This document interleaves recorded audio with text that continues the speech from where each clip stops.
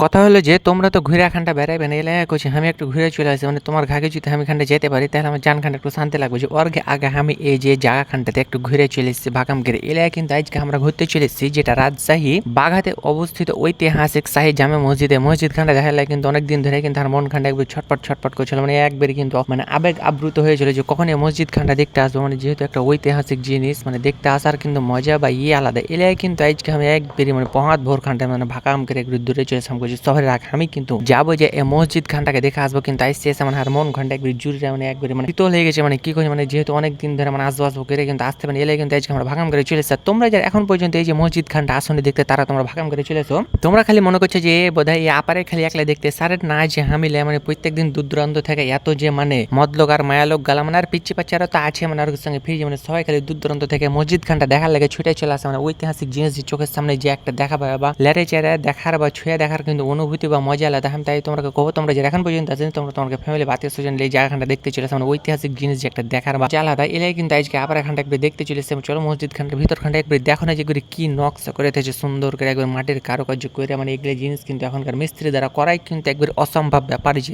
আর মানে আগেকার এত সুন্দর করে যে রাজা বাদশাহকে আমলে যে মসজিদ গালা কারুকার্য করে বা নকশা করে এত সুন্দর করে পাথরকে কাটতে একবার মাটির ফলক দিয়ে বান্যা কত সুন্দর করে একবার থুয়ে দিয়েছে মানে কি কহু যে দেখে কিন্তু তার মন খানটা একবার জুড়ে গেছে আর ঐতিহাসিক জিনিস কিন্তু দেখার আলাদা একটা মজা তাই হারে মন খানটা চাহা চলে যে ঘুরতে আসবো কবে আমার কিন্তু ঘুরে চলে এখন তোমরা কবে আসবে না সেটা তোমার কি ব্যাপার এই যে ঐতিহাসিক জিনিস খানটা দেখতে।